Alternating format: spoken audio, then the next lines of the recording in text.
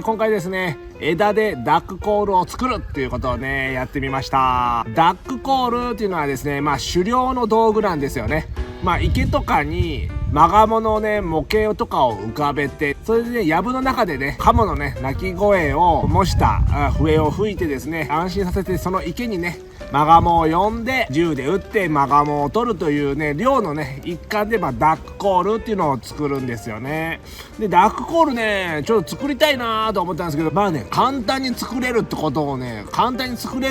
知ったんでね、ちょっとね葉っぱも作ってみたんですけども、こんな感じのね、キノコ型になるんですけど、上のねカバーね、震える部分がねリードっていうんですけども、そのリードのねカバーをつけるとこんな形になりますね。ちょっと吹いてみますね。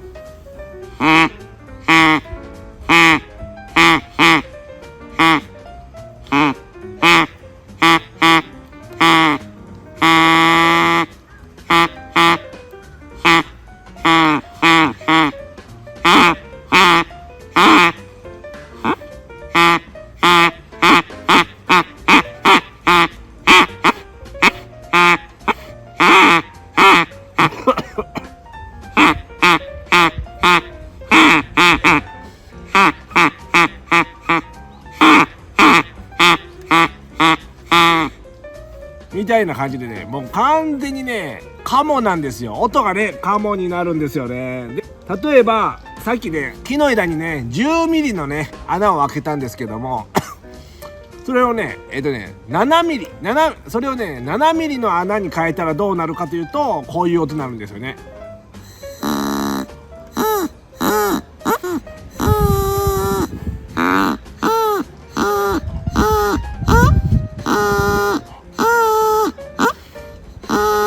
穴をね細くすると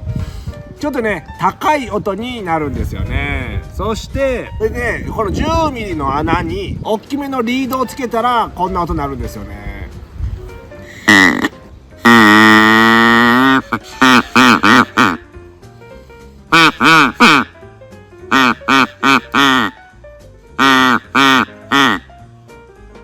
太くて大きい音が鳴るのは大きい穴で大きいねリードをつけるとこういう音になる。これとても面白いし、すごく簡単な笛なので、皆さんもね、ぜひ作ってもらえたらなと思います。めちゃくちゃ面白いです。それではね、このチャンネル面白かった人はぜひチャンネル登録、評価ボタン、コメントの方よろしくお願いします。それではまた、